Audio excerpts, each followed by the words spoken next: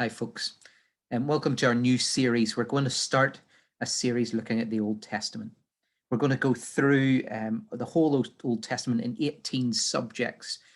So it might take us roughly 6 months if we stop for Easter and other events. And we're going to work through these 18 subjects. Actually, we're going to skip the first two because we did them in the beginning and end series just at the end of last year. If you want to catch up on those and look at them again, what I've done down below in the comments box is I put the links to those two sermons where we talked about creation and we talked about the fall and the curse, so that you can go back and look at that. But we're going to take 18 sections. Some of them will take more than 1 week because they're complicated. For example, the temple and the tabernacle and the presence of God and the priesthood, all of that is quite a lot of topic. So I think we'll take more than one week on some of these subjects. And we're gonna just work through them, and hopefully you'll enjoy it.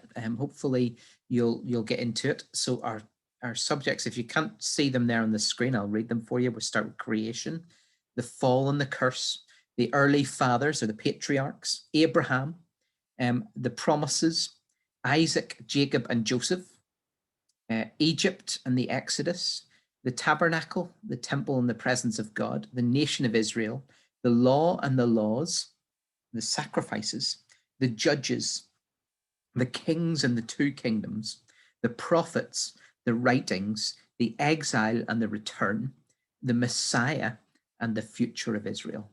The Old Testament is full of these things, and we're going to get into them, and we're going to look at this whole outline. To start with, I'm just going to look at the patriarchs, but we're going to consider some of the key themes in these passages. It'll give us an understanding of what's going on in the whole of the Old Testament. When we were discussing it with the deacons, we were thinking maybe it would be good just to give people a bigger overview, more of these stories and more of what's going on in the Old Testament. Because I think sometimes we get stuck in reading a verse and reading the same New Testament passages a lot. And actually, it might be helpful for us to think of the whole of the Old Testament and what it's trying to do. So God's working in this, and that's the key theme of the whole thing. God is explaining his story. It's God's history. It's his plan. And when he makes man, it looks like he's made a mistake. What was he doing? Did he know what he was doing? But God says, I always had a plan. And so you can see that God is talking through the story. God is leading through the events and explaining his point of view, his aspect on each of the key events in the Old Testament. We're going to cover a few thousand, about 4,000 years of history in this short period of time. So there's a lot there, and God is saying, well, this is my story. This is how I see history and where I come in. And so it's important that we grasp that this is God's story. On top of that, as God talks about the story, he talks about men, and his frustration is that man is sinful. And yes, that's the whole point of the story, is that God is going to bring them back. He's going to find a way to restore men and make it right. But man's sin is always obvious. And a number of the stories in the Old Testament, people say to me, well, why is that there? That's so horrible. That's a terrible story.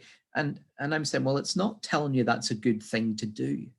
It's just telling you what happened. And God is saying, look, man's sin is obvious. Look at the mess that different people have made. So we read about even the heroes of the Old Testament all do stupid things and make a mess, from David to Gideon, all of the guys, Moses, they all make mistakes. Abraham, they all make mistakes. But there are so many that just do nothing but offend God. And it's very clear that although God created man in his image, he's nothing like God. I mean, he really is, we really are messed, ruined, and broken. So one of those key themes that we're going to see is just constantly, as we go through the Old Testament, you'll just see the mess that man makes. the world wouldn't be a mess because of the animals, or uh, because of the plants and the forests and the oceans and the weather, unless man had ruined everything. And it's man's sin that makes a mess of it all. Thirdly, we're going to think about the fact that God doesn't give up on man, but for one reason. He really wants a relationship. He really wants to experience friendship and family with man. He wants man to be restored and to experience redemption and coming back. He really wants it. And even when he's really frustrated with all of mankind, he doesn't completely give up. That's important because it's really key to the Old Testament. We wonder, why is he doing this? And it's because he really intensely wants a relationship with men. Some of the other things you'll see as you'll go through is that this leads to a balance, not a balance, a tension is a better word, and between God's mercy and his justice. God is always just, but he's also merciful.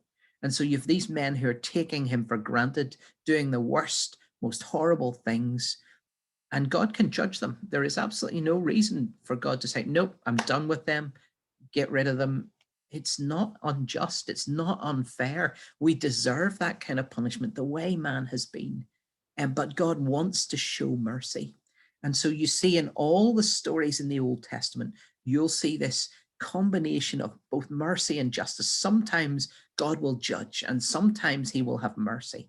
And it says in Hebrews that God's mercy triumphs over judgment. It doesn't triumph over his justice because he's still just when he's showing mercy.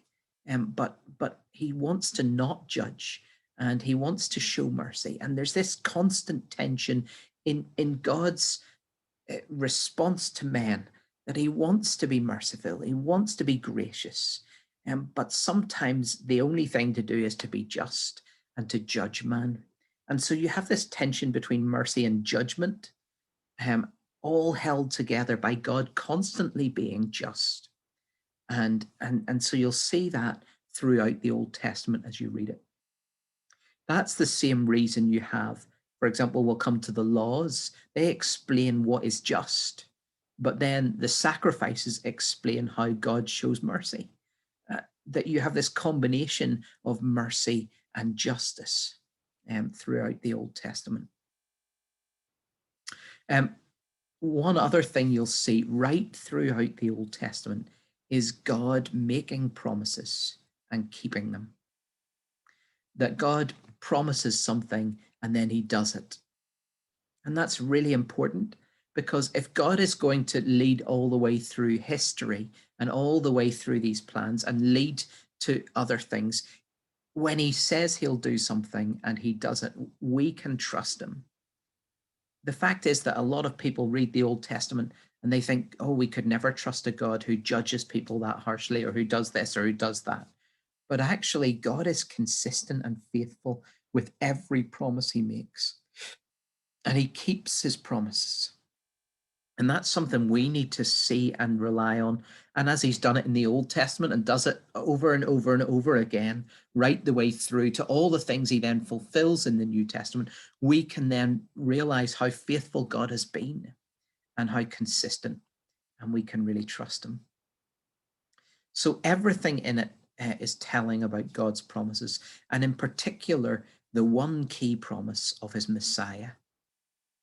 God has said, look, from the time that you sinned, everything's got messed up, but I have a plan, and I will fulfill the plan in my Son, my Messiah, Jesus. I am going to do this. I am going to send one who will fix this. He explains it right at the beginning when he says to the serpent, you will crawl on your belly. I assume snakes must have had legs before that. But he says, you will crawl on your belly, and your offspring will be crushed by her offspring. That he says to Eve, your offspring will crush the devil. Right from the beginning, he said, I have a plan that one day your offspring, who is also my offspring, will transform this thing. So God's plan is there all the way through, and we'll see that in different areas. God is showing his plans and showing his mercy. And man's sin is obvious. We make such a mess of this world, and we still do. Don't blame Adam and Eve. We'd have done the same thing. Don't blame some of the other guys for things that they've done, because we're the same. It's such a mess. And yet God says, I've got a plan. So we'll see all those things as we travel through the Old Testament, and they'll come up again. And hopefully as we do each week, I'll talk through these things again, and some of them will come up every time we're talking. One of the things that we're going to use to help us is a timeline. Do you like it? Took me ages to do this. What we're going to do is we're going to split it into 3 bits. So this is the first third of the timeline from creation to the Exodus. Then we'll do the Exodus to David, and then we'll do David to the Messiah, so that we see the 3 parts of the timeline together. I don't want to overcomplicate it, because we could really get into crazy amounts of things on the timeline. We could fill in all sorts of things. There's even things that I wanted to fill in here that I haven't put in, but I just wanted to keep it as simple as possible. A timeline will help us see the order that things happens. The dates are a little bit difficult because we don't know when the start was exactly. It's roughly 4,000 years BC, but it could be 4,200 years ago BC. It could be 3,800 years BC. And so it's all kind of a bit mixed up in there, but it's clear what God says, and we will look at that and the times that we can work out. So we've got some approximate dates for events. As we move later in the process, those dates will be more accurate, because there is more history, there's more evidence, there's more writing that we could go back to. But before the flood, there wasn't writing, there wasn't loads of things. Well, there was 1 or 2 books. The Book of Gilgamesh is one of the oldest books we have, and it dates from just after the flood. You see that we're looking at an expanse here of about 2,500 years. It's a big period of history. And so we're going to try and cover that in sections. But as well as telling you the key historical points, we want to bring out the key themes that we were talking about before, the key people in the stories, the key events, and the Bible passages that go along with them. So we'll try and do that. So I'm going to take you down the side here of the screen. You'll see that we're talking about the key events of history on our timeline, the key people that were involved, the dates, any prophets that are involved. This is more important later on when you start to see where the prophets fit. They all come from different parts. The only one that is involved in the early part of the timeline you'll see along here is Job. Some might not call Job a prophet, but I certainly think there's a lot in the book about God, and the book of Job would date from before the flood. So probably dates before the flood. Again, we have limited history to compare things to, but it makes sense that it dates from before the flood. So you've got all of this history going back 4,000 years BC, and we're going to try and put in the Bible passages that explain it. So this first week, we're going to cover the area from after the fall right through to the call of Abraham. Actually, it's the call of Abram, because God changed his name. And when he initially called him, his name was Abram. God says, your name will no longer be Abram, your name will be Abraham. But we'll go back to Abram next time. He's the next step on our plan. But what we're thinking about here then is this first bunch of years where there are, from Adam and Eve, they have children, and their children have children, their children have children, have children, have children, have children, and so on. And we're going to discuss that time period. We're going to cover the flood, but we're going to look before and after it at the people who are around. We call them the patriarchs or the early fathers. When people talk about the patriarchs, actually the key ones they're referring to are Abraham, Isaac, and Jacob. They're the key patriarchs, which are the later ones. So when we're talking about the patriarchs, we're actually talking about most of them, but not the ones people would see as the key guys. One of the key guys that we're going to come across is Noah. And we'll look at that. So the passages we're going to look at are Genesis 5, Genesis 11, which are the two lists of people. And then in between, the story of Noah. And we'll cover that. It's also covering the Tower of Babel, but we'll not spend too much time on that. So let's imagine, before we look at some of the pictures and things, what's happening here. Adam and Eve are sent out of the garden, and they have children, and their first two children, Cain and Abel, have a fight, and Cain kills Abel. Abel's sacrifice was good, and Cain's sacrifice was bad, and God was not pleased with Cain, and Cain was angry that God liked Abel and not him. So instead of trying to turn to God and change things, he turned against Abel and killed him. But they had other sons, and the first one, their name is Seth. And so as Seth grows up, he has children. Now, Adam's still living, and he has more children. So Seth has brothers and sisters, and he marries one or gets together with one and has more children, and they have more children. Adam's still there. He's still having more children. I don't know how long Eve lived for. It only talks about one man in each generation when it lists them. That doesn't mean there weren't other men and other women. There must have been. And especially because what is happening is that they're being fruitful and increasing in number. When God called Adam in the first place, he said to Adam, be fruitful, increase in number. And Adam and Eve, they may have disobeyed other commands, but they were good at that. And they had lots of children, and their children had lots of children. And the expansion of the human race is massive. There's thousands and thousands of people very quickly. It's amazing how quickly it happens. And yet it's not unreal, because in our world today, the current birth rates are 1.5% increase in population in the world every year. Now that's madness.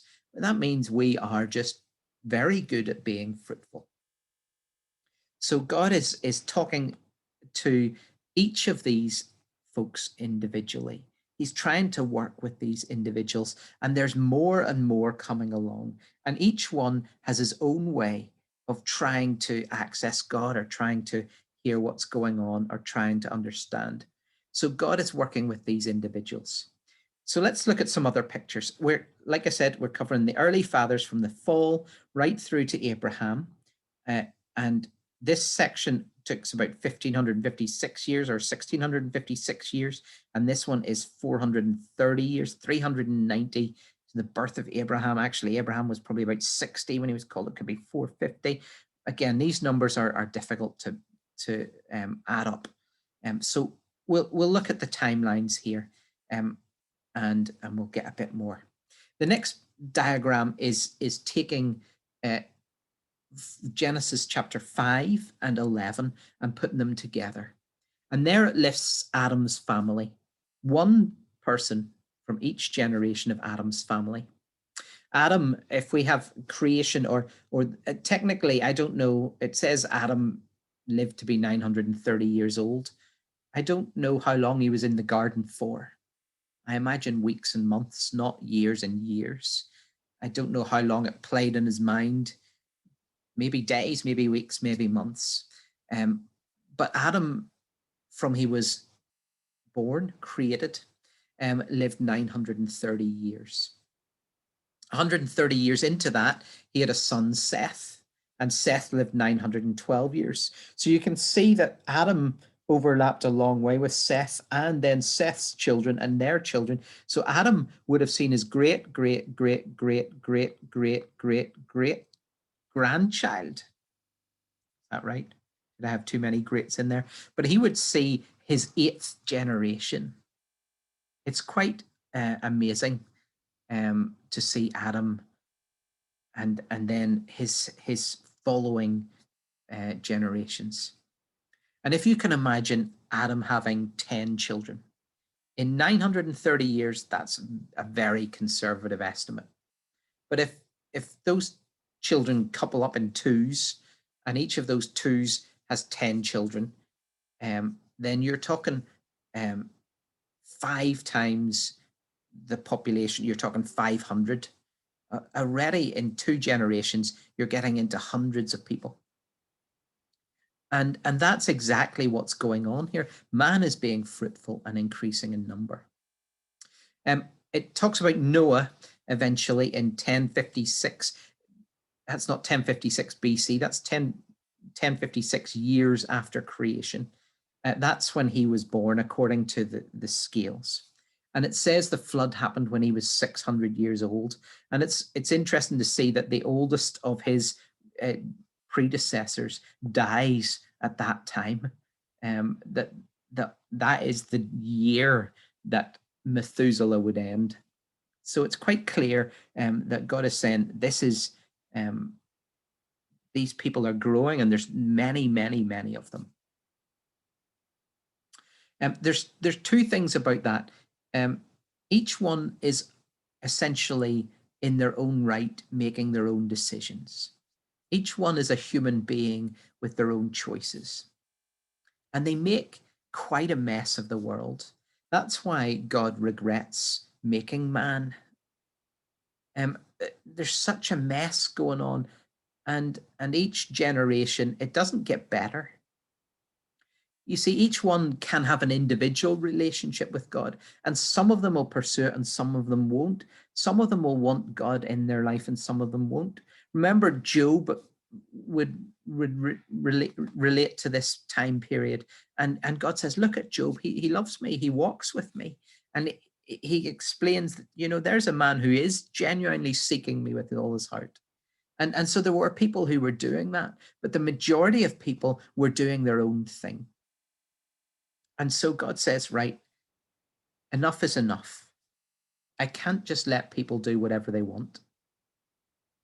They'll make a mess, and it's messy and it's cruel and it's horrific. So we're not going to let that happen.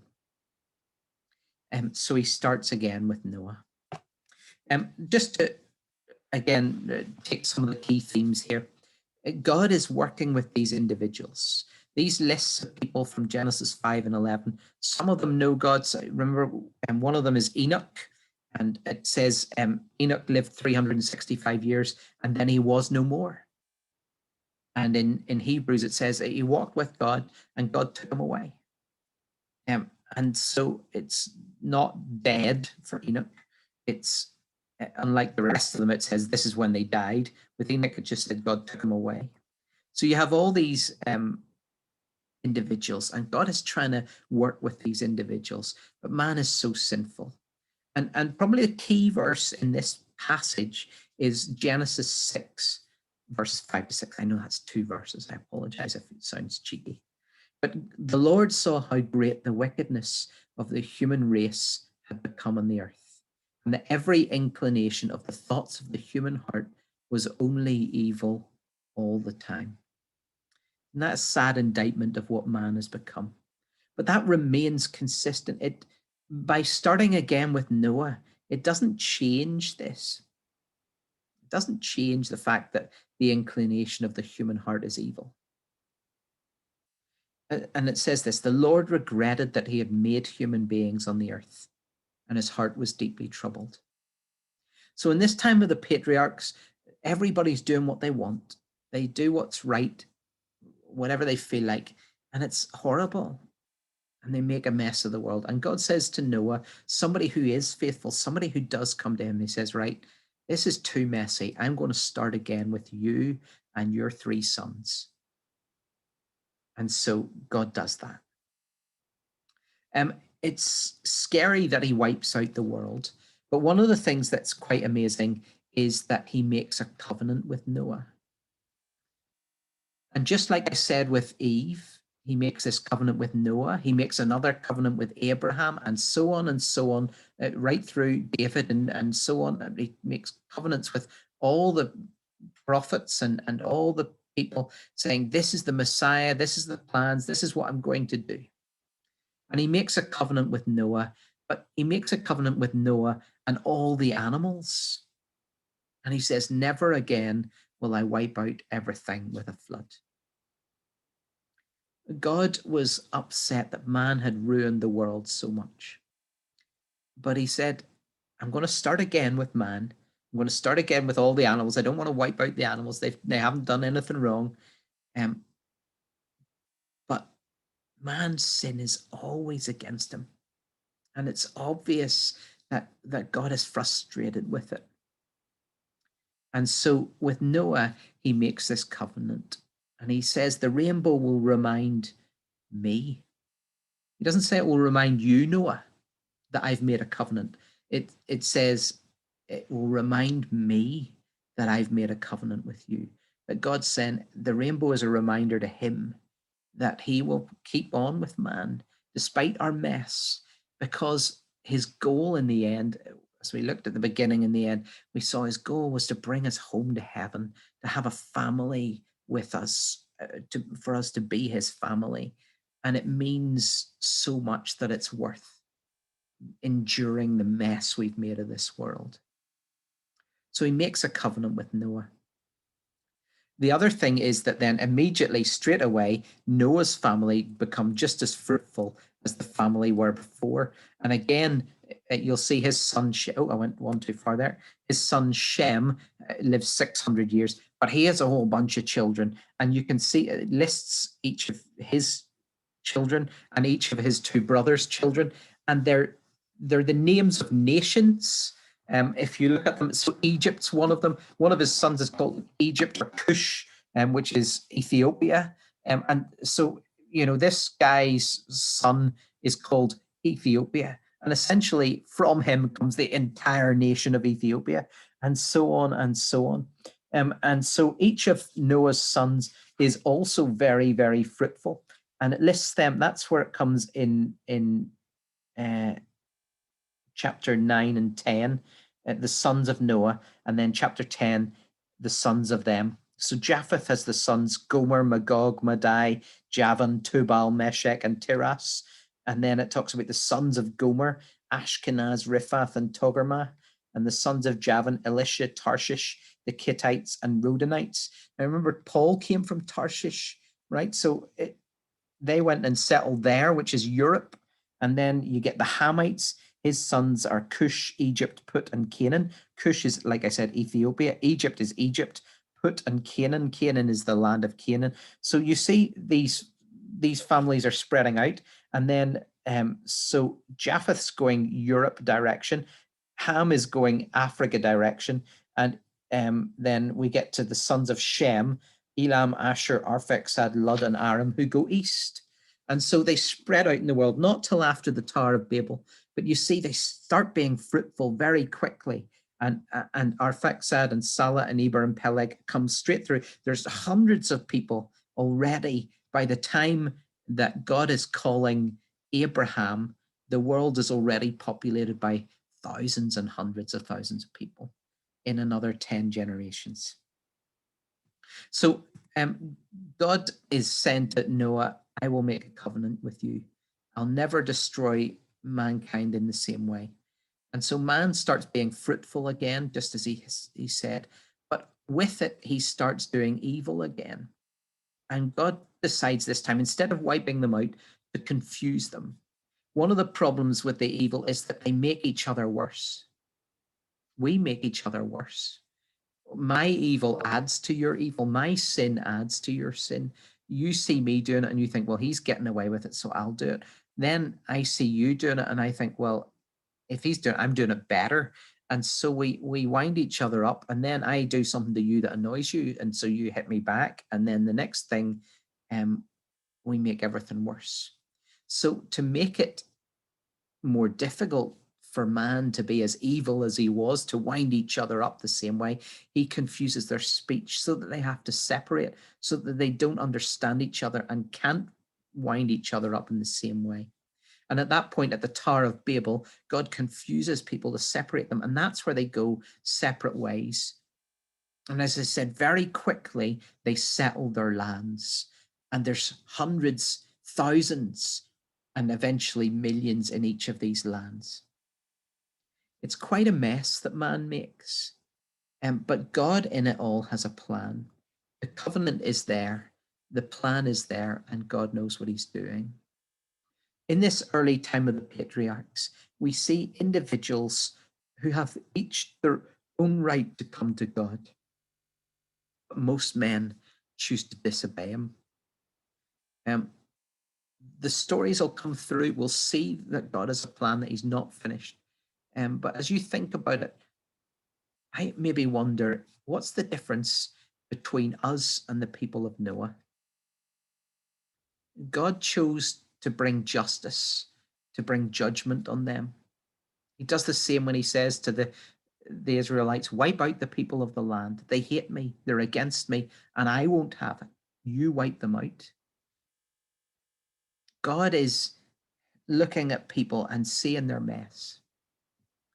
I'm so grateful that God, as well as judgment, also chooses mercy and chooses to have mercy on us. But our sin just seems to keep getting worse.